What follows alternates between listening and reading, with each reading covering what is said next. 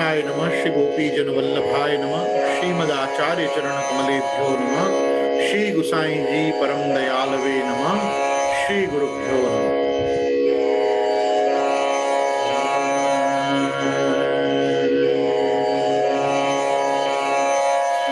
श्रुति स्मृति पुराणानाम् आलयम् करुणालयम् नमामि भगवत्पादम् श्रीवल्लभं लोकवल्लभं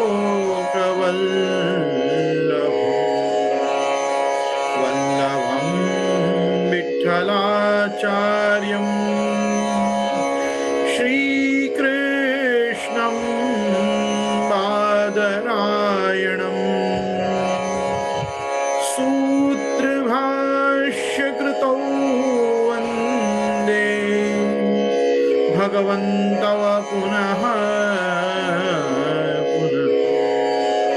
वल्लभाचार्य दिव्याज्ञा प्रतिवासर उज्ज्वला दिगंत व्यापिनी भूया साहि लोकहितैषिणी सर्वदेश दशाकाले अव्याहत पराक्रमा वल्लभाचार्य दिव्याज्ञा वर्धताम् अभिवर्धताम्।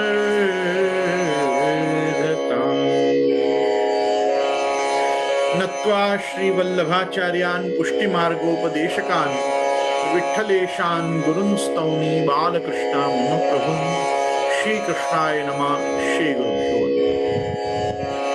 उपस्थित समस्त प्रियजन, वाल्लभीयजन, वैष्णवजन, मैं गोस्वामी गोविंद राय आपका हमारे जूमांतर्गत सत्संग सदन में फेसबुक लाइव एवं यूट्यूब के माध्यम से हमारे साथ जुड़े आप सभी सनातन धर्मावलंबी आस्तिक जनों का खूब खूब स्वागत करता हूं। कल के प्रसंग में प्रसंग कुछ नहीं चल पाया आगे मेरे कारण, लेकिन 40वें हम प्रसंग पे हैं और 40वें प्रसंग में हमने ये दर्शन किया था कि आचार्य चरण ने मथुरा जी में यंत्र बाधा को दूर करवाया और सिकंदर लोदी का महाप्रभु जी के अवतार काल के समय कार्यकाल शासन का चल रहा था। यवनाक्रांत म्लेच्छाक्रांत तो देश था ही, इसी कारण से श्री महाप्रभु जी ने भी म्लेच्छाक्रांतेषु देशेषु पापयिक निलयेषु च इस प्रकार से कहा है। और श्रीमद् भागवत में भी पाप योनियों का वर्णन स्पष्ट मिलता है। किरात हूणांध्र पुलिंद पुलकसा आभीर कंका यवना खसादय, तो उनमें कुछ भारतीय प्रजाति हैं और कुछ जो हैं वो विदेशी हैं। तो ये जो विदेशी हैं इनमें विशेष करके यवनहा म्लेच्छा, म्लेच्छ मतलब अंग्रेज और यवन मतलब जो एब्राहिमिक रिलीजन अथवा 10 कमांडमेंट्स ऑफ द मोजेस को जो लोग फॉलो करते हैं वो लोग। तो इस प्रकार से हम देख सकते हैं कि उनको हमारे यहाँ यवन संज्ञा दी गई है। तो यवन और म्लेच्छों का उपद्रव श्री महाप्रभु जी के अवतार काल के समय भी यथावत बना रहा था। मैं यथावत से कहना चाहूंगा कि जिस प्रकार से अवतार जब जब होते हैं तब तक धर्म की ग्लानि हो ही रही होती है। ऐसा है ना कि यदा यदा ही धर्मस्य ग्लानिर्भवति भारत अभ्युत्थानम अधर्मस्य तदात्मानं सृजाम्यहम्। भगवान खुद ही अपना सृजन करके, मतलब भगवान किसी को भेजते हो, ये अन्यान्य ये यवन म्लेच्छादि संस्कृति में होता होगा कि भगवान किसी को भेजते हो। हमारे यहाँ प्रभु किसी को भेजते नहीं है, भगवान स्वयं पृथ्वी पे आप आविर्भूत होते हैं। आविरासीद यथा प्राच्याम दिशिंद्रिव पुष्कल इत्यादि श्रीमद् भागवत में भगवत प्रागट्य के समय में भी आविरासीद ऐसे शब्दों का प्रयोग है। आचार्य चरण भी आज्ञा करते हैं आविर्भाव तिरो भाव शक्तिर्वई मुरवैरिण। तो भगवान का जो आविर्भाव है ये आविर्भाव अन्यान्यों की तरह नहीं है। अर्थात जैसे मैं और आप पैदा होते हैं तो अपन इस प्रकृति में प्रकृति के प्रभाव से पैदा होते हैं, लेकिन भगवान ने जब कहा जन्म कर्म च मे दिव्यम, तो अपनी जन्म और कर्म की दिव्यता को समझाते हुए भगवान ने कहा अजोपि सन्न व्यय आत्मा भूतानाम ईश्वरोपि सन् प्रकृतिम स्वाम्यधिष्ठाय संभवामि आत्ममायया। तो भगवान जो है वो अजोपि सन्न व्यय आत्मा, भगवान अजोपि, यद्यपि भगवान अजन्मा है तो भी प्रकट होते हैं, पधारते हैं। अव्यय आत्मा है, आपका व्यय नहीं होता। और भूतानाम ईश्वरोपि सन्, ये सब समस्त भूत राशि के आप ईश्वरी रहते हैं। भूत मतलब पदार्थ, मैटर, ऑब्जेक्ट्स, इन सब के आप ईश्वरी रहते हैं। और प्रकृतिम स्वाम्यधिष्ठाय, आप प्रकृति के अधीन होकर नहीं, लेकिन प्रकृति के अधिष्ठाता होकर, प्रकृति को अपने अधीन रखकर आप स्वयं संभवामी आत्म माया, मैं अपनी खुद की माया से स्वयं प्रकट होता हूं। तो ये जो भगवान का प्रागट्य है, ये अभ्युत्थानम अधर्मस्य तदात्मानं सृजाम्यहम्, और इसमें 3 कार्यों की प्रधानता है। परित्राणाय साधूनाम, विनाशाय च दुष्कृताम, और धर्म संस्थापना। तो परित्राणाय साधु नाम, ये पापियों का संहार करके भगवान साधु पुरुषों का जो है वो परित्राण मतलब उनको त्राण अर्थात सुख देते हैं, त्रास से मुक्त करते हैं। विनाशाय च दुष्कृतान, दुष्कृत जो लोग हैं, दुष्कृतिन, ऐसों को भगवान, उनका वध करना ही उनकी मुक्ति होती है। तो भगवान के द्वारा उनका उद्धार होने से उनकी उद्धृति स्वयं हो जाती है। ये हताश चक्रधरेण राजन, द्रोणाचार्य का वचन है महाभारत में, ये हताश चक्रधरेण राजन त्रैलोक्यनाथेन जनार्दनेन तेते गता विष्णुपुरीम नरेंद्र क्रोधोपि देवस्य वरेण तुल्य। भगवान का क्रोध भी वरदान रूपी होता है, क्योंकि भगवान जिन जिन का संहार अपने चक्र से करते हैं वो सीधे राजन अर्थात हे युधिष्ठिर वो विष्णुपुरी को ही जाते हैं, उनका मोक्ष ही हो जाता है। तो विनाशाय च दुष्कृतान। और तीसरी वस्तु है धर्म संस्थापना। ये धर्म संस्थापना जो है ये भगवान वेद की रक्षा, गौ और ब्राह्मण की रक्षा, सज्जन पुरुषों की रक्षा और इनके साथ सत संप्रदायों का प्रवर्तन करके भगवान ये सदरक्षणाय और खल निग्रहणाय की व्यवस्था को भगवान स्थिर करते हैं। तो अवतार जो महाप्रभु जी का भी है, ये महाप्रभु जी के अवतार काल के समय, बहुत समय पहले आप लोगों ने मेरे कोई पुराने व्याख्यान सुने हो तो मैंने आपको बताया था कि अवतार कलयुग में ही होता है और प्रति युग में युगांतरांतर आते हैं। युगांतरांतर मतलब एक सत्युग में भी, सत्युग त्रेता द्वापर कलयुग आता है। तो जब सत्युग में, जब त्रेता द्वापर और कलयुग, तो मतलब सत्युग सत्युग सत्युग त्रेता सत्युग द्वापर सत्युग कलयुग, तो जब सत्युग में कली का चरण आता है और चौथा चरण आता है उसका, तब जाके हिरण्यकश्यप, हिरण्याक्ष ये लोग सब आते हैं। वो भगवान इनका वध करने के लिए वराह, नरसिंह आदि अवतार धारण करते हैं, मत्स्य कूर्म अवतार धारण भगवान करते हैं। तो ये कब होता है कि जब ये सत्युग के कली में होता है। फिर त्रेता युग आता है, तो त्रेता में त्रेता सत्युग, त्रेता त्रेता त्रेता द्वापर, त्रेता कलयुग। तो जब त्रेता में कलयुग आता है तब रावण, कुंभकर्ण, मेघनाद, कालनेमी आदि ये सब जितने भी महाभट असुर हैं ये त्रेता के कलयुग में आते हैं। उसी प्रकार द्वापर सत्युग, द्वापर त्रेता, द्वापर द्वापर द्वापर कली। तो जब द्वापर में कलयुग आता है, जब जरासंध, शिशुपाल, दंतवक्र, विदुरथ, शल्य और ये कंस आदि जितने भी महादुष्ट भयंकर, दुर्योधन आदि सब जो दुष्ट राजा प्रकट होते हैं, ये सब जो होते हैं ये द्वापर के कली में। उसी प्रकार से कली में भी कली सत्य, कली त्रेता, कली द्वापर और कली कली, ये प्रकार से युग में आएगा। तो जब कली कली आएगा तब जो अवतार होंगे वो विशेष करके कल की अवतार होंगे, कि जो कली कली में पधारेंगे। कली कली में कल्कि का अवतार होगा। लेकिन क्योंकि इस समय ये कलयुग का सत्युग चल रहा है, अभी 5-5.5 हजार वर्ष ही हुए हैं ये कलयुग को, तो उन कारणों से अभी जो है आप देखोगे तो सारे सत्पुरुषों का ही आविर्भाव हो रहा है। ये जब से भगवान ने द्वापर के अंत में ऋषियों को तिरोहित किया, अर्थात तिरोधान, मैं तो तिरोधान शब्द नहीं कहूंगा, ऋषि जब से अंतर ध्यान हो गए, ऋषि मुनि जब से दर्शन देना बंद हो गए। आपको याद हो तो मैंने आपको सत्संग में ये भी बताया था कि सत्युग, त्रेता और द्वापर, ये 3 युगों में आचार्य नहीं है, ये सब समय ऋषि मुनि। और कलयुग के कोई ऋषि मुनि नहीं है, कलयुग में कभी ऋषि नहीं होते, कलयुग में आचार्य होते हैं। ऋषि मुनियों का जो कार्य है वो आचार्य पधार के करते हैं। और उसी प्रकार से सत्युग को, त्रेता को और द्वापर को राजाओं के, राजर्षियों के राजगुरु, कुल पुरोहित भी होंगे तो कोई ना कोई ऋषि मुनि होंगे भाई। उनको वशिष्ठ होंगे, उनको गर्ग मुनि होंगे, उनको विश्वामित्र होंगे, किसी को अगस्त्य होंगे, किसी को कोई होंगे। तो इस प्रकार से आप देखोगे, जैसे जनक जी के शतानंद जी थे, राजा दशरथ के पूरे रघुवंश में जो थे वो वशिष्ठ भगवान थे। तो ये तो साक्षात ऋषि ही देव रूपी हैं। तो कहने का मेरा तात्पर्य यह है कि सत्युग, त्रेता और द्वापर में ऋषि मुनि विद्यमान थे, इस समय भी हैं, लेकिन जैसे दर्शन नहीं देते हैं तो हम उनको कहते हैं वो अंतर ध्यान रहते हैं, वो परोक्ष रूप में विराजते हैं, प्रत्यक्ष दर्शन वो नहीं देते।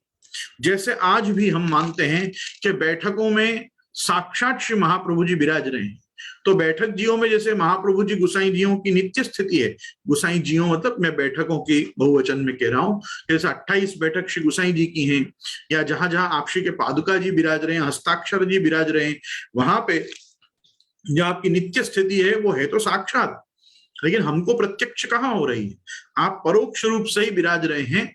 और जो पदार्थ रूप से आप दर्शन दे रहे हैं वो आपकी चिदानंदमयता, आपकी आदिदैविकता से वो सराबोर है। तो भगवान का जो आविर्भाव, वल्लभाचार्य चरण का भी जो अवतार है, प्रभु चरण विठलेश्वर का भी जो अवतार है, विठलनाथ जी श्री गोसाई जी का, ये भी जो है ये भले कलयुग के सत्युग में हुआ है, कली सत्य, कली त्रेता, कली द्वापर, कली कली में तो साक्षात कल की भगवान ही पधारेंगे। और तब धर्म ग्लानि वानी ये सब देखने का और सत्पुरुषों की रक्षा का आदि का तो समय नहीं होगा, सब विनाशाय च दुष्कृताम का ही सब उस समय तो समय चल रहा होगा मेरे हिसाब से। तो कहने का मतलब ये जो समय है ये बड़ा पावन समय है कि एक के बाद एक, जब से ऋषि मुनि अंतर ध्यान हुए हैं तब से आचार्यों के रूप में आदि वैष्णवाचार्य श्री विष्णु स्वामी पधार रहे हैं, उसके बाद आलवार संत सब पधार रहे हैं, उसके बाद भगवत पाद शंकराचार्य, गोविंद भगवत पाद, गौड़ पादाचार्य, रामानुजाचार्य, श्रीमन मध्वाचार्य, रामानुजाचार्य के गुरु में नाथ मुनि और यामुने आचार्य, और बाद में श्रीमन मध्वाचार्य जी के साथ जय तीर्थ आदि, नरहरि तीर्थ, जय तीर्थ और सब व्यास तीर्थ आदि उनके शिष्य, उसी प्रकार से भगवत पाद निम्बारकाचार्य, जगत गुरु महाप्रभु श्रीमद वल्लभाचार्य चरणों प्रभु चरण द्वय, अष्ट सखा, ये अष्ट सखाओं का कंट्रीब्यूशन बहुत जबरदस्त है। मतलब ब्रजभाषा साहित्य को ही नहीं अपितु सनातन धर्म के, भारतीय पदगान के, शास्त्रीय संगीत के अपने आप में जगत को आप लोगों का जो कंट्रीब्यूशन है वो बहुत बड़ा एक योगदान है। तो ये सबों का भी हमको स्मरण अवतार रूप से ही गिनना चाहिए। और इसके साथ साथ हम जानते ही हैं कि धर्मी, फिर यशस्वी, ऐश्वर्य, वीर, ज्ञान और वैराग्य रूप श्री गोसाई जी के आप सब तात्मज, तो ये सब जो आप पधारे हैं ये सब साक्षात अवतार हैं। और ये वही अवतार हैं कि अजोपि सन्न व्यय आत्मा भूतानाम ईश्वरोपि सन प्रकृतिम स्वाम्य अधिष्ठाय संभवामि आत्म माया। ये जन्म कर्म च मे दिव्यम है, ये सब प्रकट होने वाले स्वरूप हैं, ये जन्म नहीं लेते, ये सब अजोपि सन्न व्यय आत्मा है, ये अजायमानो बहुधा विजायते, ये अजायमान होने पर भी बहुधा विजायते, ये बहुत प्रकार से जन्म लेके पधारते हैं। तो ये जो इनका जन्म है ये भी अप्राकृत है, तो ये अप्राकृत निखिल धर्म रूप है साक्षात। तो हम उन श्रीमद आचार्य चरण की यहाँ चर्चा कर रहे हैं कि इनके समय में ये जो सिकंदर लोडी, यवन और म्लेच्छादियों का उपद्रव उस समय जो रहा, उसके कारण अलग अलग प्रकार की यंत्र बाधा आदि, यद्यपि खैर यंत्र बाधा को लेके मेरा व्यक्तिगत वर्जन बहुत अलग प्रकार का है, पर मैं वार्ताओं को इंटरप्रेट करने से ज्यादा बेटर जो वार्ता जिस रूप में है उस रूप में सुना देना ज्यादा हितकर मानता हूं। ये जो यंत्र बाधा है ये एक प्रकार की गवर्नमेंट नोटिस भी हो सकती है।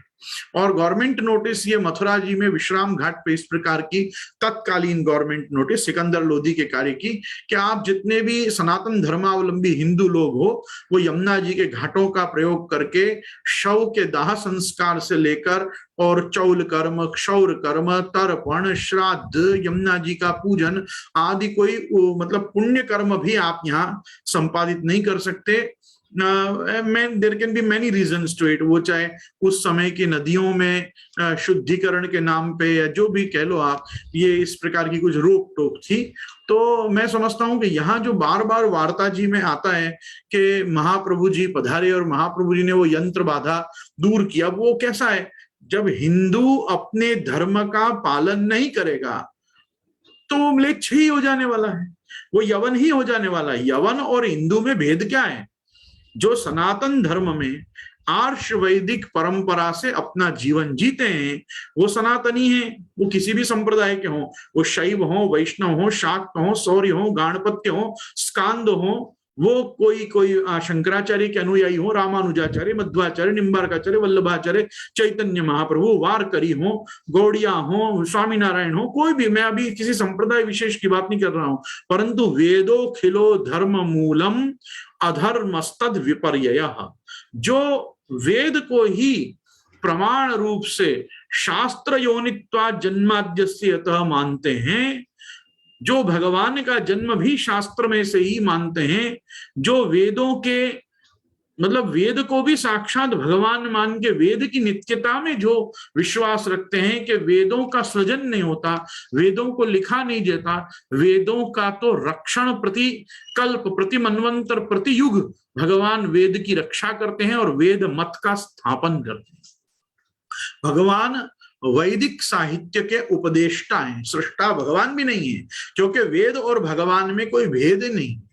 ये चीज को समझने के लिए श्री कृष्ण स्वात्मन सर्वम उत्पाद्य विविधम जगत तदासक्तांश बोधाय शब्द ब्रह्मा भवत् स्वयं ततः सर्गाधिक्रीडन नित्यानंद रसात्मक निज भाव प्रकाशाय गायत्री रूप उद्भव। महाप्रभु जी का गायत्री भाष्य और श्री गुसाई जी की गायत्री व्याख्या यदि हम समझेंगे तो हम समझ पाएंगे नाद ब्रह्म क्या है, शब्द ब्रह्म क्या है, क्यों भगवान शब्द ब्रह्मात्मक आप होके वेद माता गायत्री के रूप में आप प्रकट होते हैं और आपसे ही वेदों का यो समझो कि लोक में आविर्भाव होता है। और जिन वेदों का लोक में आविर्भाव होता है वो अपने साथ जो ज्ञान को लेके आते हैं वो विशुद्ध ज्ञान प्रतिकल्प, प्रति मनवंतर, प्रति युग एक सा बना रहता है। और इसीलिए भगवान ने वेदैश्च सर्वैर अहमेव वेद्य वेदांत कृत वेद विदेह चाहम, इस प्रकार से भगवान ने उपदेश किया कि वेद में जो कुछ भी जानने लायक पदार्थ और तत्व है वो अर्जुन साक्षात मैं ही। तो वेद और भगवान अलग अलग नहीं है। वैदिक संस्कृति में जो लोग सुसंस्कृत होकर अर्थात षोडश संस्कार संपन्न होके और अपना जीवन जी के और परलोक गमन करते हैं, षोडश संस्कार में अंत्येष्टि भी आता है, इसलिए मैं कह रहा हूं कि यहाँ जन जीवन वैदिक पद्धति से जी के वेद धर्म का आश्रय लेके जो लोग जीते हैं वो तो आर्य हैं, और जितने भी लोग वेद विरुद्ध जीते हैं वो सब अनार्य हैं। तो अनार्य जुष्ट कैसा होता है?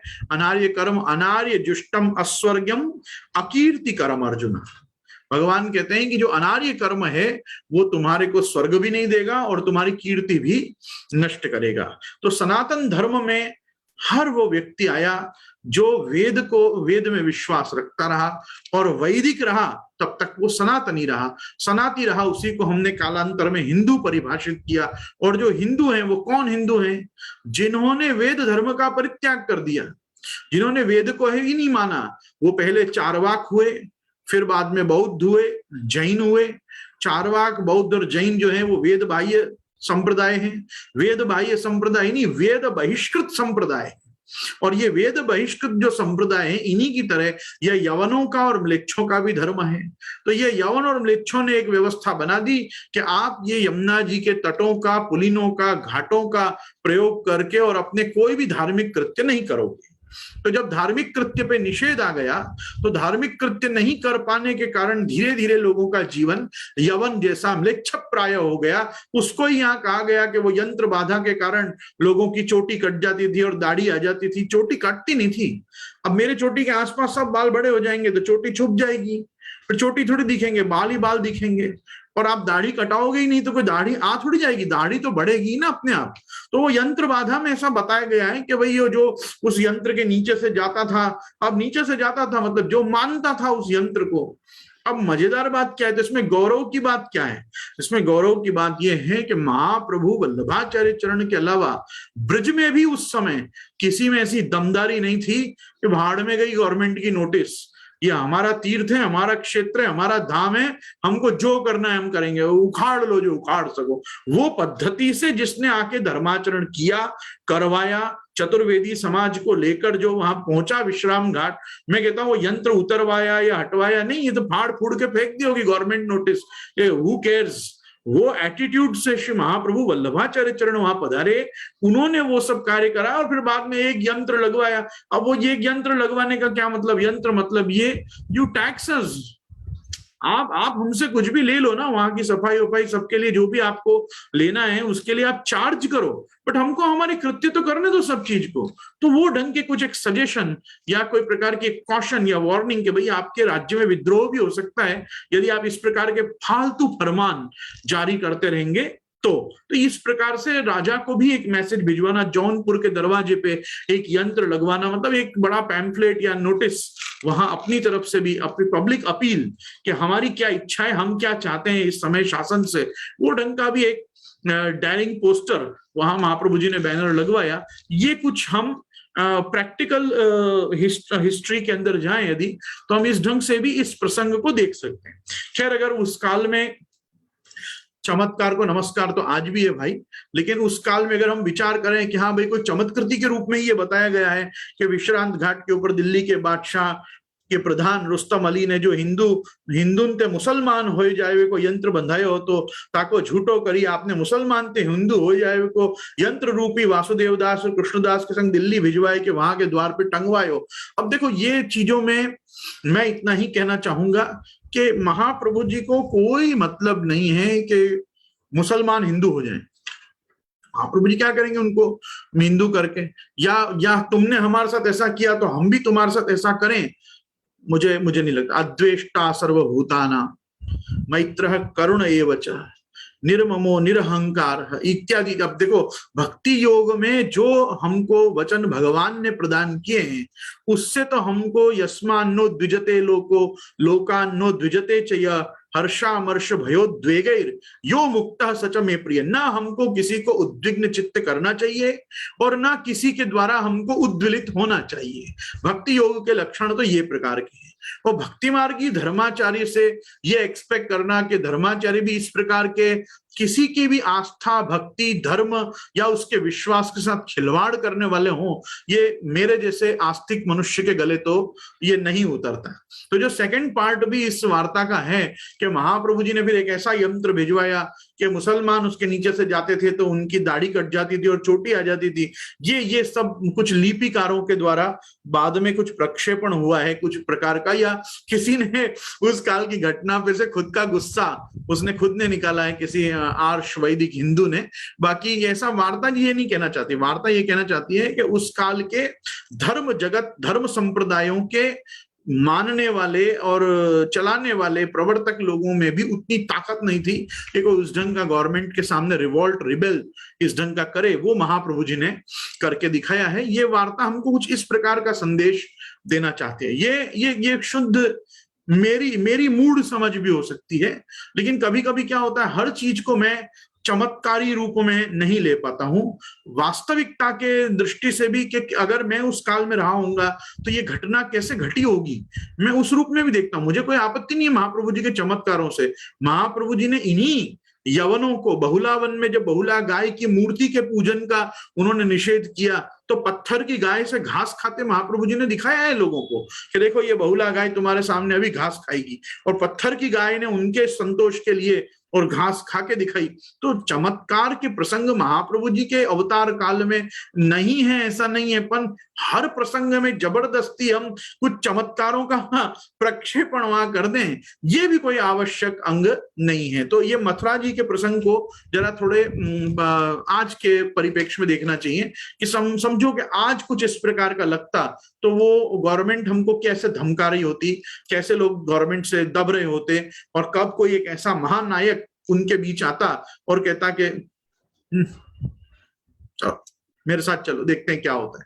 तो वो एक एटीट्यूड की बहुत जरूरी। खैर ये यहाँ हम इसका प्रसंग रख रहे हैं। उसके बाद आगे देख रहे हैं कि श्री वृंदावन पधारे, तहाते श्री गिरिराज आए, श्री जी को प्रागट्य कर आपने रामदास चौहान को और कुंभन दास को सेवा दीनी। तब श्रीनाथ जी ने आचार्य जी महाप्रभु उनको विवाह करवे की आज्ञा की हते और कही जो तुम ये पृथ्वी परिक्रमा पूरी करी विवाह करो। तब आपने कही जो आज्ञा। पाछे आप श्री आचार्य जी उजागर चौबे को संग लेके 84 कोस की ब्रज यात्रा करी। पाछे झारखंड ते छोड़ी भई परिक्रमा को आरंभ करवे को आप झारखंड के आड़ी पधारे। वह प्रदक्षिणा की बिरियाटी श्री आचार्य जी ने काशी में आए के संन्यास लेके संन्यास धर्म दिखावे की प्रतिज्ञा करी थी।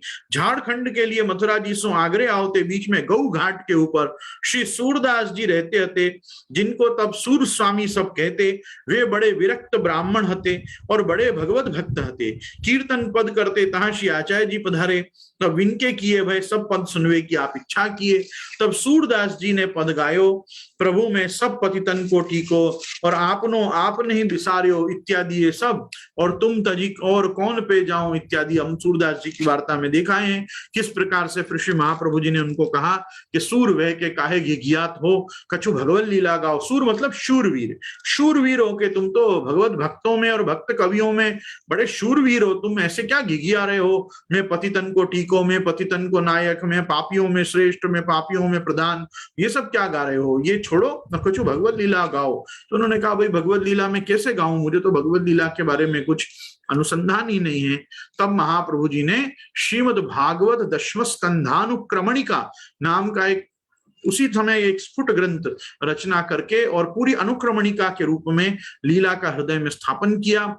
लीला का जो स्थापन हुआ उसका प्रकाश करने के लिए दशम स्कंद के ही आपने सुबोधनी जो की, उसके नमामि हृदय शेषे लीला क्षीराब्धि शाइनम और चतुर्भिश्च ये 2 श्लोक सुनाकर और उस लीला का पूरे उनके हृदयाकाश में, भावाकाश में और आपकी मेधा में आपने भगवत लीला को स्थिर किया। जब भगवत लीला को स्थिर किया तो सूरदास जी ने चकैरी चल चरण सरोवर जहां नहीं प्रेम वियोग, जहां भ्रम निशा होत नहीं कबहू सो सायर सुख योग। सनक से हंस मीन से मुनिजन नखर भी प्रभा प्रकाश, प्रफुल्लित कमल निमिष नहीं शशिधर गूंजत निगम सुवास। जिहि सर सुभग मुक्ति मुक्ता फल प्रक सुकृत विमल जल पीजे, सो सर छांड कुबुद्धि विहंगम यहाँ रही कहा कीजे। जिहि जहां श्री सहस्त्र जो कहा ना नमामि लीला क्षीराब्धि लक्ष्मी सहस्त्र लीला भी, तो गुसाया तो सूरदास जी ने गाया जहां श्री सहस्त्र सहित हरि क्रीड़त शोभित सूरज दास, अब न सुहाय विषय रस छिल्लर वा समुद्र की आस। तो वो गाके और आपने बताया कि भाई आपने जो लीला क्षीराब्धि में मेरे हृदय का और मेरे हृदय पे कला निधि के शयन करने का जो आपने प्रकार किया है वो अब स्थिर रूप से प्रभु मेरे इस भक्त हृदय में विराज गए हैं। इस प्रकार से श्री महाप्रभु जी को भी आपने गारंटी दी इस प्रकार से, ठीक है आपका कार्य तगड़ा हो गया। यह पद सुनी के आचार्य जी ने सूरदास जी को यमुना जी में स्नान करवायो और शरण मंत्र और निवेदन मंत्र को उपदेश देके दिव्य चक्षु कर दिए। तासो सूरदास जी को संपूर्ण ब्रजलीला को दर्शन भयो, ता अनुभव सो वे सब प्रकार के पदन को करन लागे, पद करन लागे। या प्रकार गोकुलनाथ जी ने अपने सेवक अंशों श्री आचार्य जी महाप्रभु जी की परिक्रमा के चरित्र सुनाए के कही। जो या प्रसंग को चरित्र जो मैंने कहे सो प्रथम के 39 प्रसंग में को कहूं कहूं भाग कहवे को रहो हो तो सो तुमको सुनायो। अब इन तीनों पृथ्वी प्रदक्षिणा में और कछु चरित्र हैं जो मैं संक्षेप सु कहूं हूं सो सुनो। तो गोकुलनाथ जी अपने शिष्य और सेवक कल्याण भट्ट जी आदि सबको बता रहे हैं कि भाई अभी जो मैंने तुमको 39 ये जो सुना है प्रसंग, उनमें कुछ कुछ चरित्र रह गए थे बताने, तो वो ये 40th चरित्र में, मतलब 40वें प्रसंग में मैंने वो सब बताए, और अब थोड़ा तीनों परिक्रमाओं में से कुछ कुछ और भी शेष रहा है, तो वो मैं तुमको आगे अब सुना रहा हूं। इस प्रकार से वार्ता प्रसंग 41वां। तो ये क्या है, थोड़ा बीच बीच में अपन कहते हैं ना कि पूरा पैनोरामिक सर्वे करा के भी श्री गोकुलनाथ जी बता देते हैं अब तक कथा में, अब तक चरित्र वर्णन में क्या क्या हुआ। ठीक है, अब यहाँ कह रहे हैं वार्ता प्रसंग 41वां। अब श्री आचार्य महाप्रभु दैवी जीवन के उद्धारार्थ भूतल पर प्रकट भय सो दैवी जीव दो प्रकार के। एक तो ठाकुर जी सो बहुत दिन के बिछुरे हैं, इनके लिए तो आप श्री आचार्य जी अवतार लियो है, और एक दैवी जीव तो श्री आचार्य महाप्रभु उनके संग ही आए हैं। वे दैवी जीव कैसे हैं, जो उनके ऊपर श्री ठाकुर जी साक्षात अनुग्रह किए हैं। वह तो आचार्य जी महाप्रभु उनको समाज हो, जिनको तो श्री आचार्य जी आप अपने वचनामृत सो सींच के या ही देह सो उनको नित्य लीला के दर्शन करवाओते। उनके ऊपर जा भाती सो श्री आचार्य जी आपने अनुग्रह कियो हो, और श्री गोवर्धन नाथ जी को साक्षात भयो हो, सो आगे घरू वार्ता में कहेंगे।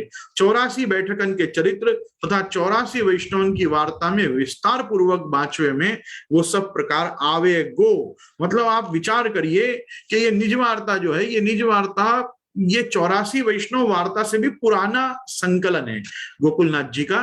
जय जय श्री गोकुलेश ने कृपा करके ये स्फुट और प्रकीर्ण और छोटे छोटे यहाँ प्रसंगों के रूप में पहले पूरे महाप्रभु जी के चरित्र का संकलन किया, कंपाइलेशन किया उनका, और वो जब पूरे कंपाइल्ड हो गए उसके बाद जाके एक एक वैष्णव की स्वतंत्र वार्ता के रूप में उसका विस्तार किया। पहले 84 बैठकन के चरित्र पुनश्च कह के घरू वार्ता कही, निज वार्ता, फिर घरू वार्ता, फिर बैठक चरित्र, उसके बाद एक एक भगवतियों का चरित्र विस्तार पूर्वक संग्रह कर करके, मतलब जहां जहां से जो जो उपलब्ध हुआ साहित्य उनको जोड़ के बटोर के और उसको ऑथेंटिकेट करते हुए, जिसका बाद में संपूर्ण ऑथेंटिकेशन तो 3 जन्म की भाव भावना सहित भाव प्रकाश को जोड़कर श्री हरिराय महाप्रभु ने किया, लेकिन श्री गोकुलनाथ जी के कंट्रीब्यूशन के आधार पे ही सब कुछ हो पाया। तो मैं कहना चाहूंगा कि यहाँ कह रहे हैं कि पहले हमने निज वार्ता करी है, फिर घरू वार्ता, फिर 84 बैठकन को चरित्र तथा 84 वैष्णवन की वार्ता में विस्तार पूर्वक बांचेंगे, 5वें में आवेगो। अब देखो एक वस्तु है, यहाँ 2 प्रकार के दैवी जीव बताए। दैवी जीवों में 2 प्रकार के दैवी जीव तो सर्वदा से रहे हैं। जितने मर्यादिक दैवी जीव हैं, जो मर्यादा मार्गी कहलाते हैं, वो मर्यादा मार्गी जीव भी होते दैवी ही हैं, और एक पुष्टि दैवी जीव होते हैं। तो पुष्टि दैवी जीव में यहाँ 2 प्रकार के लोग कह रहे हैं, बता रहे हैं। एक वो लोग हैं कि जो दैवी जीव बहुत समय से भगवान से बिछुरे पड़े हैं और इस लोक में भ्रमण कर रहे हैं, जैसे मैं और आप। और दूसरे हैं जो भगवान का लीला परिकर है, जो महाप्रभु जी के संग ही आविर्भूत हुआ है। उनको तो श्री गोवर्धन धर के रूप में आचार्य चरण ने अपने स्वरूप में, श्री गोसाई जी के स्वरूप में प्रभुचरण, ज्येष्ठ प्रभुचरण श्री गोपीनाथ जी के रूप में, कृष्ण बलदेव की लीला, ठाकुर जी स्वामी जी की लीला, स्वामी जी चंद्रावली जी की लीला, साक्षात पुष्टि पुरुषोत्तम गोवर्धन धर की लीला के रूप में साक्षात्कार करा के वही देह थे, जो देह लेके वो लीला परिकर आए, उनके माध्यम से ही उनको भगवत साक्षात्कार करा के लीला तादात्म्य उनका जोड़ा और लीला तारतम्य उनका भंग किया। लेकिन अब जो दूसरे प्रकार के लोग हैं, उनके उद्धारार्थ महाप्रभु जी ने क्या किया, तो वे महाप्रभु जी ने उनके लिए ग्रंथ निर्माण किए, उनके लिए ही सुबोधनी प्रकट की, उनके लिए भाष्य प्रकट किए, उनके लिए निबंध प्रकट किए, उनके लिए वाद ग्रंथ पत्रावलंबनम प्रकट किए, उनके लिए षोडश ग्रंथ प्रकट किए, उनके लिए ही प्रकीर्ण ग्रंथ प्रकट किए, उन्हीं के लिए पुरुषोत्तम सहस्त्रनाम जैसे दैवी स्तोत्र आपने रचे, त्रिविध नामावली रचे, और फिर प्रभु के स्वरूप निर्णायक निरूपक और वर्णन करते हुए नंद कुमाराष्टक, मधुराष्टक, श्री परिवृढ़ाष्टक और श्री कृष्णाष्टक, बहुत से ग्रंथ आपने इस प्रकार से भी महाप्रभु जी ने रचे, जिससे लीला चिंतनार्थ, नाम पाठार्थ, भगवत स्तुत्यर्थ और स्वरूप ध्यानार्थ ये सब हम प्रकार से ठाकुर जी के साथ जुड़ सकें। आज यमुनाष्टक जैसा अति अलौकिक और अति दुर्लभ ग्रंथ आपने प्रकट किया, जो सीधे भगवत संबंध में कारण रूप है। श्री गोसाई जी ने सर्वोत्तम जी प्रकट किया, जो साक्षात श्री कृष्ण रसार्थी भी जो हैं, जितने भी कृष्ण रस जो चाहते हैं उनको कृष्णाधरामृत स्वाद सिद्धि हो सके, जिनको महाप्रभु जी की वाणी हृदयारूढ़ हो सके, ऐसे ग्रंथों का निर्माण हुआ।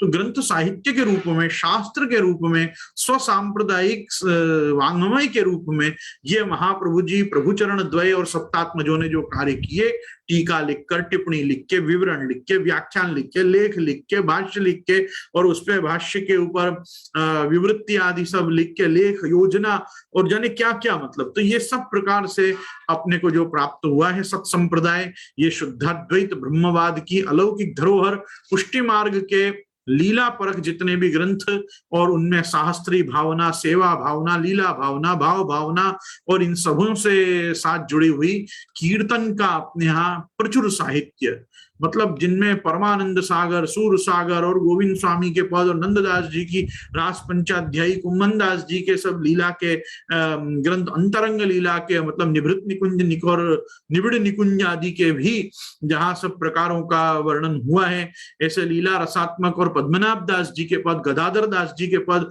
ये सब मतलब इतना सारा साहित्य किन के लिए? ये वो दैवी जीवों के लिए है जो महाप्रभु जी के अनवतार काल में भी पुष्टि मार्ग में आ रहे हैं, पुष्टि मार्ग में जन्म ले रहे हैं, पुष्टि मार्गीय बन रहे हैं, पुष्टि मार्गियों के संग जो अपना जीवन व्यतीत करने वाले हैं, ये सब उनके लिए। तो हम कितना उपयोग कर पा रहे हैं, नहीं उपयोग कर पा रहे हैं, ये सब अपने पात्रता, अधिकारिता, प्रारब्ध, कर्मन के भोग इत्यादि बहुत चीजों के साथ जुड़ा हुआ है। खैर, अपन वार्ता प्रसंग 42 में दो प्रकार के दैवी जीव समझिए, एक महाप्रभु जी के संग आए हुए और एक महाप्रभु जी के मार्ग में आए हुए हैं। अपन सब महाप्रभु जी के मार्ग में, इस पुष्टि मार्ग में आए हुए लोग हैं, और जो महाप्रभु जी के संग पधारे वो 84 निर्गुण भक्त कहाए, वो 84 विशेष भक्त जिनकी वार्ता 84 वैष्णवों की वार्ता के रूप में है। ये 84 लाख योनि को घूमने के बाद भी जब मानुषी देह प्राप्त किए, ये वैसे लोग नहीं हैं, ये वो लोग हैं कि जो 84 लाख योनि में गए बिना सीधे भगवत धाम से भगवत परिकर के रूप में और आविर्भूत हुए हैं, क्योंकि भगवान ने कहा है यद गत्वा न निवर्तन्ते तद धाम परमम मम, भगवान के धाम यत्र गावो भूरि सिंहा आयस तद विष्णु परमम पदम, वहां जाने के बाद किसी को आवृत्ति नहीं होती, अनावृत्ति शब्दात, अनावृत्ति शब्दात, उसको वापस जन्म नहीं लेना पड़ता। ये क्यों आते हैं? ये भगवत लीला को लोक में प्रकट करने के लिए, लीला सृष्टि, लीला सामग्री के रूप में ये लोक में आते हैं। इसलिए ये 84 वैष्णव दिव्य हैं, ये अष्ट सखा दिव्य हैं, ये 252 वैष्णव दिव्य हैं। ये वैष्णवों की किसी से तुलना नहीं हो सकती। आज अपन सोचें कि कोई बहुत अति भगवदीय हो जाए तो वो 253वां या 85वां प्रकट हो जाएगा, ऐसा संभव नहीं है।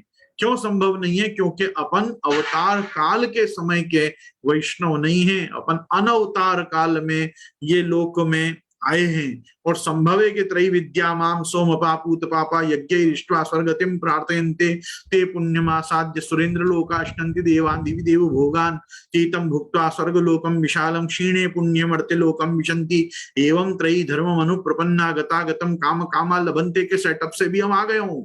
ऐसा है कि सत्कर्म करते करते करते करते मार्या देवी की दैवी जीव से हम पुष्टि दैवी जीव में अपग्रेड भगवान के द्वारा यथाग्नि क्षुद्रा विस्फुलिंगा विचरंती के समय विचरण काल में ही कर दिए गए हों, और फिर अपन अचानक पुष्टि मार्ग में आविर्भूत हो गए हों।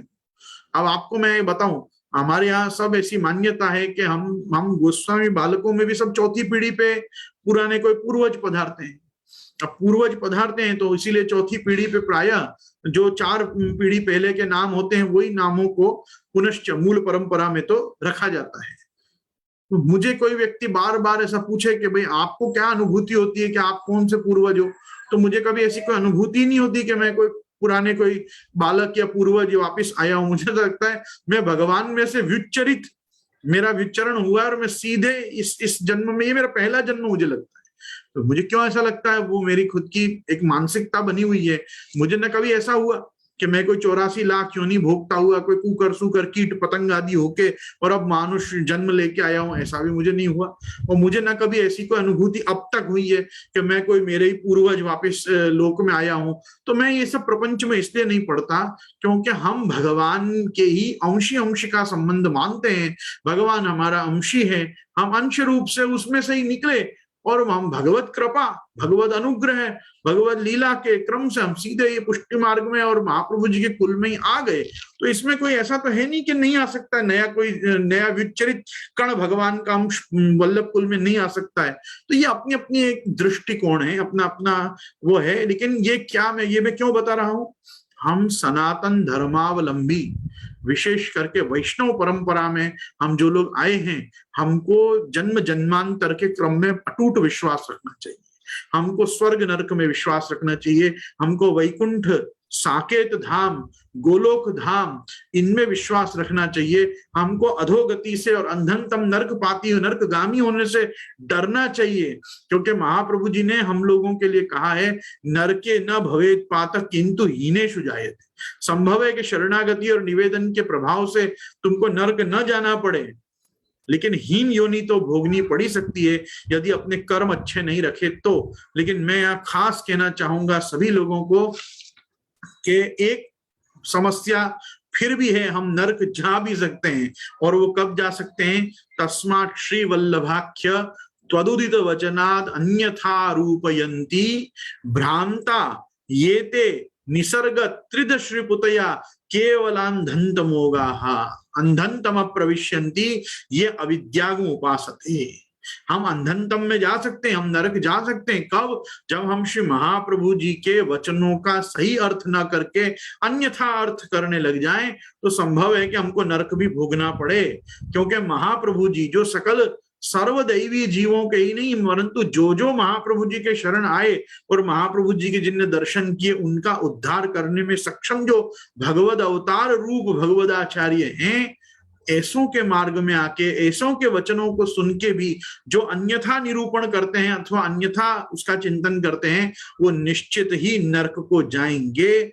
ऐसा श्री गोसाई जी ने अपने को वल्लभाष्टक में बताया है। इसलिए महाप्रभु जी की बात सुनना, महाप्रभु जी की बात मानना, महाप्रभु जी की बताई हुई पद्धति से अपना वैष्णवी दैवी जीवन जीना, यही उद्धार का एकमात्र प्रकार है, और कोई प्रकार न विद्यते।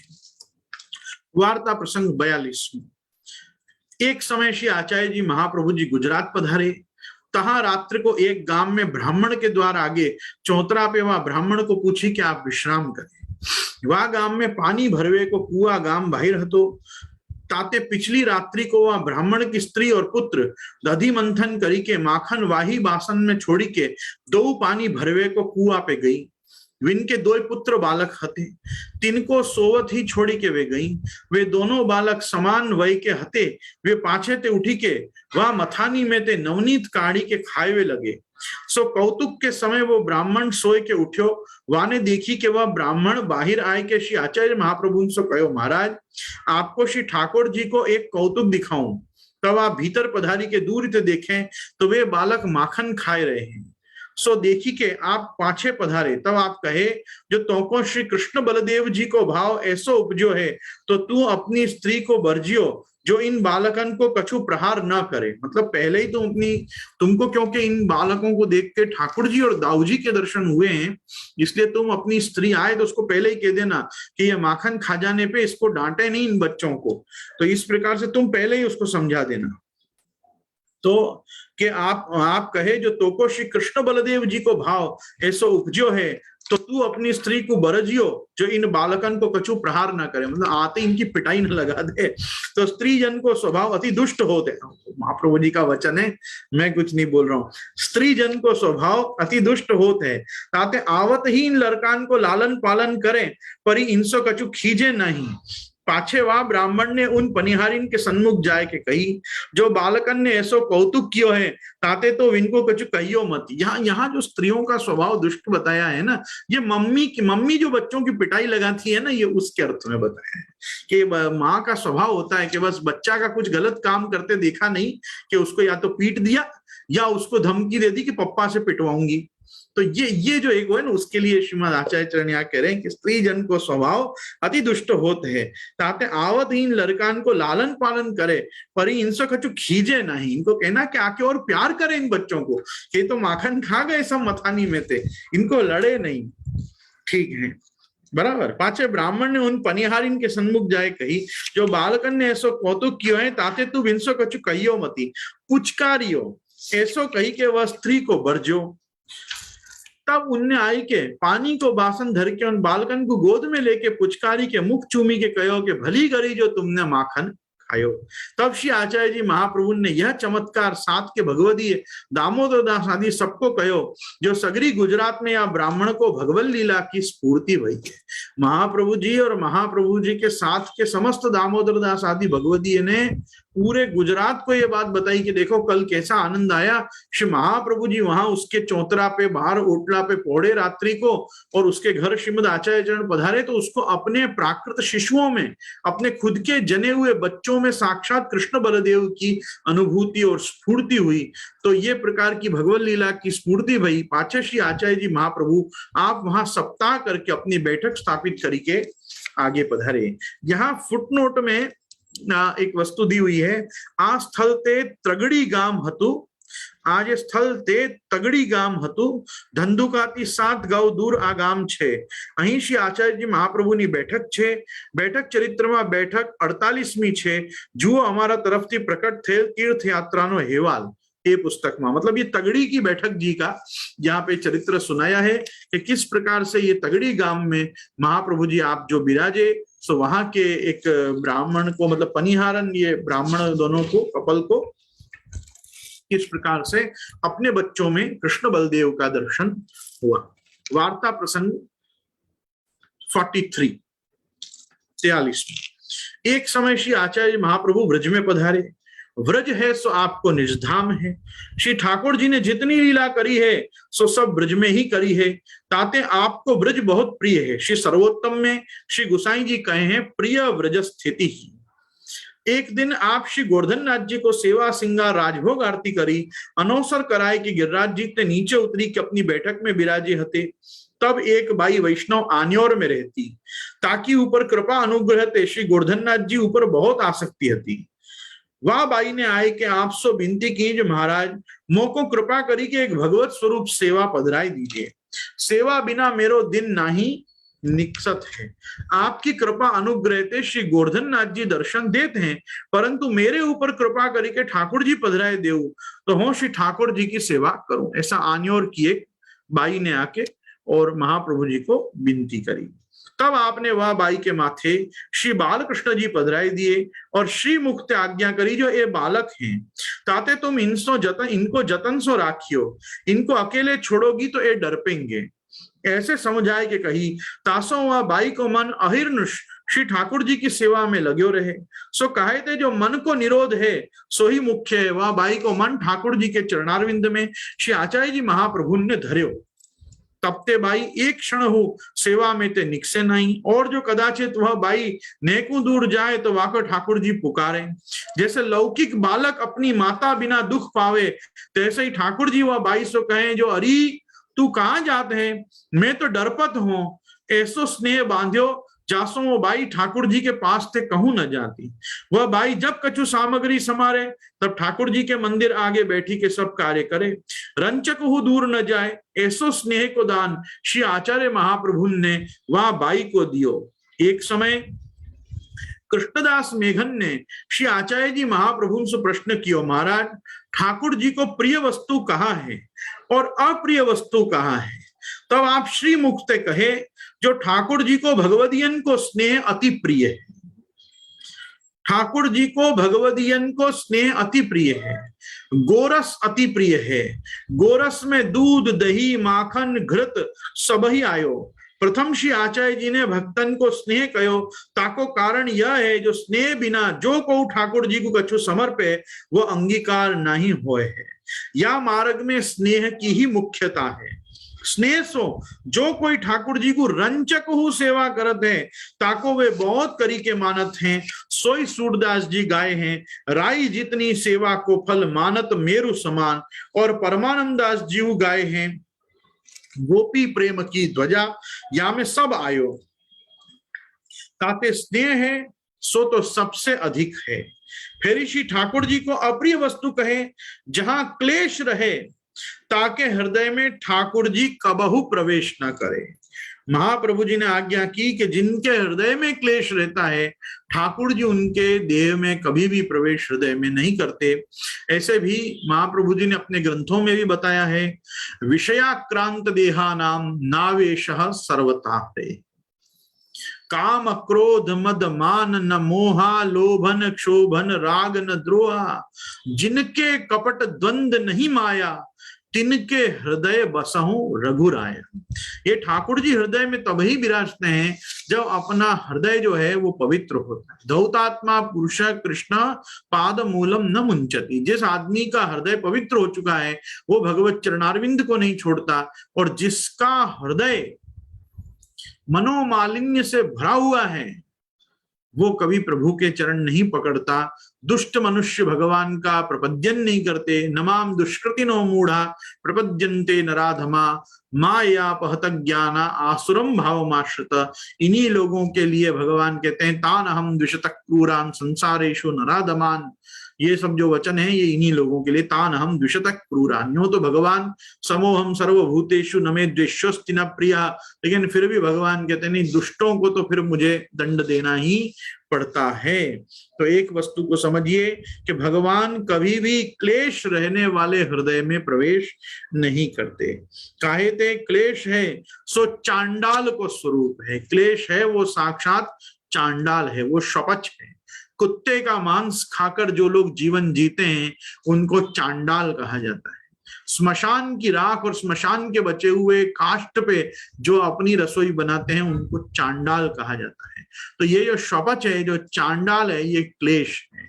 तो जिसका हृदय ही क्लेश युक्त है, आचार्य चरण आज्ञा कर रहे हैं कि वो चांडाल है। इसीलिए अगर लड़ाई झगड़ा सेवा में हो जाए तो अपरस पुनश्च करनी पड़ती है, एक बार वापस नहा के आया जाता है। आज भी परंपरा है। सेवा में क्रोध आ जाए, अतिशय क्रोध में यदि हम सेवा में हों तो हमको एक बार जाके पुनश्च स्नान करना चाहिए, नए वस्त्र पहनना चाहिए, ऊर्ध्वपुंड तिलक करके भगवत प्रसादी चरणामृत मतलब चरणोदक जल रूप चरणामृत लेना चाहिए, चित्त को शांत करना चाहिए, यमुनाष्टक का पाठ करके स्वभाव विजय करने का प्रयास करना चाहिए, फिर भगवान की सेवा में टिकना चाहिए। लड़ लड़ के जो लोग सेवा में बैठे रहते हैं वो पूजा में बैठे हुए हैं, सेवा में नहीं बैठे, क्योंकि सेवा स्नेह से होती है। पूजा मंत्राधीन है, पूजा कर्माधीन है, पूजा क्रियाधीन है, परंतु सेवा जो है वो स्नेहाधीन है। ये बताने के लिए ही श्री महाप्रभु जी आज्ञा कर रहे हैं कि जो ठाकुर जी को अप्रिय वस्तु है कि जहां क्लेश रहे ताकि हृदय में ठाकुर जी कबहु प्रवेश न करे। काहे ते क्लेश है सो चांडाल को स्वरूप है, ताते भगवदियन को क्लेश ते दूर रहनो और प्रभु को मिलन की आतुरता राखनी। दूसरों ठाकुर जी को धुआं अप्रिय है, ताते वैष्णव को जहां धुआं होए तहां श्री ठाकुर जी को पधरावने नहीं। तीसरो जो भगवदियन को द्रोही होए तो ठाकुर जी को बहुत अप्रिय है। भगवदियन को द्रोही ठाकुर जी को बहुत अप्रिय है। ठाकुर जी की तो प्रतिज्ञा है जो मेरो द्रोह करेगो ताको तो मैं क्षमा करूंगो, परंतु भगवदियन को जो द्रोह करेगो ताकि तो मोसो क्षमा सर्वथा न होगी। श्री भगवान ने दुर्वासा के प्रसंग में भी कही है, अहम भक्त पराधीन यस्वतंत्र इव द्विज साधुर्भिर्ग्रस्त हृदय भक्तिर भक्त जन प्रिय। तो ये दारगार पुत्र आप्तान प्राणान वित्तमिमं परम हित्वा माम शरणम याता कथम तान त्यक्तुम उत्साह इत्यादि भगवान के बहुत वचन है कि भगवान भक्त पराधीन है। न मे कौन्तेय प्रतिजानी ही न मे भक्त्या प्रणश्यति इत्यादि वाक्यों से भी भगवान भगवत भक्तों का रक्षण करते हैं और भगवत द्वेषियों का तो भगवान संहार ही कर देते हैं। तो कहते हैं यहाँ पे आज्ञा कर रहे हैं, ताते भगवदियन को द्रोही श्री को अत्यंत अप्रिय है।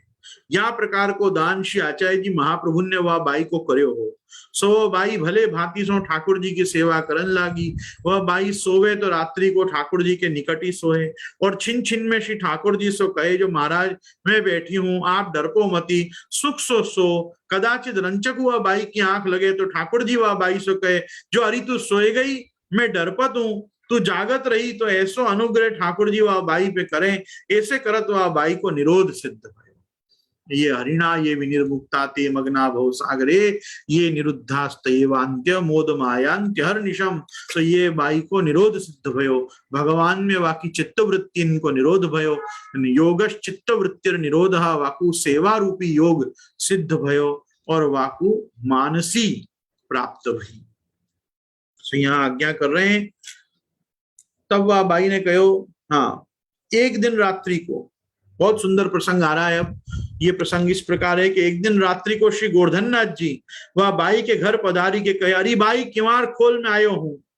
तब वह बाई ने कही, जो महाराज आप पधारे सो तो बड़ी कृपा करी, पर मैं जो उठूंगी तो मेरो बालक डर पे गो। देखो निरोध की दशा की पराकाष्ठा क्या है।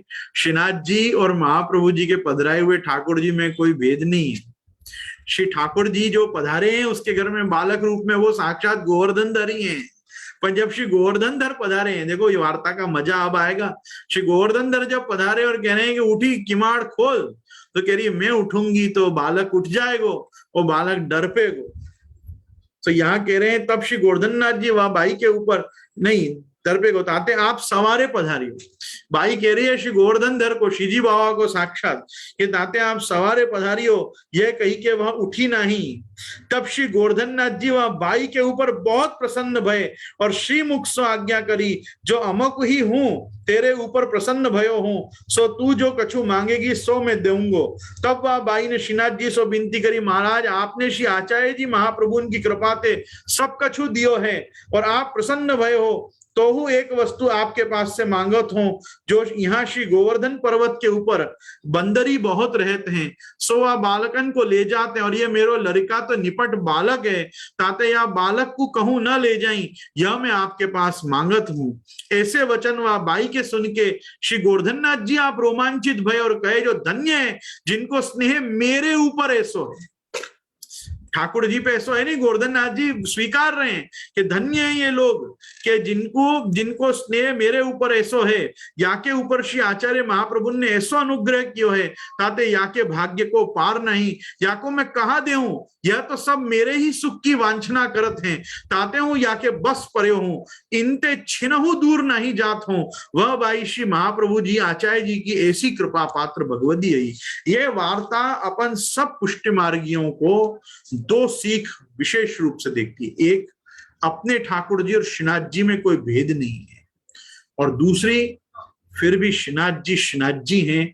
श्रीनाथ जी अपनी परीक्षा लेने पधारते हैं और अपनी परीक्षा लेते इसी प्रकार से हैं कि दर्शन देने नहीं पधारते हैं, वो ये देखने पधारते हैं कि अगर मैं साक्षात पधारूं तो ये मुझे देख के अपने ठाकुर जी के प्रति कैसा भाव रखेंगे, ये अपने ठाकुर जी के प्रति और मेरे में अगर तादात्म्य रखते हैं तो ये भगवती ये सच्चे, और अगर मुझे देख के समझते हैं कि ओहो अब तक तो हम यही सेवा करते, साक्षात तो आज मिले हैं, तो फिर भगवान के ये तो पात्र कुपात्र निकला, ये सुपात्र नहीं निकला।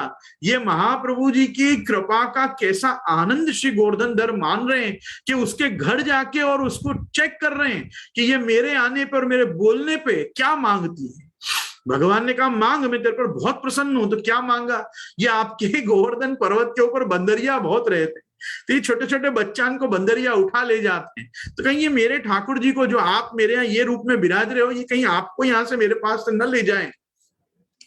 मतलब आप बंदरियाओं को समझा देना, आप तो पर्वत पे रह तो आप आज्ञा कर देना कि ये ना ले जाएं। तो ये वचन सुनी के गोवर्धन नाथ जी आप रोमांचित हो गए, कहे जो धन्य है इनको स्नेह मेरे ऊपर ऐसो है, या के ऊपर श्री आचार्य महाप्रभु ने ऐसो अनुग्रह किया है, ताते या के भाग्य को पार नहीं, या को मैं कहा देऊं, यह तो सब मेरे ही सुख की वांछना करते हैं। मेरे सुख मतलब वो बालकृष्ण लाल जी के रूप में मैं ही तो वहां हूं, तो ये मेरे ही सुख की कर रहे हैं। ताते हूं या के बस परे हूं, ताते हूं या के बस परे हूं, इसीलिए वो पर्वत छोड़ के भी रात्रि को वो डोकरी के पास श्री गोवर्धन धर पधार रहे हैं। इनते छिनहु दूर नहीं हूं, वह बाई श्री आचार्य जी महाप्रभु की ऐसी कृपा पात्र भगवती थी।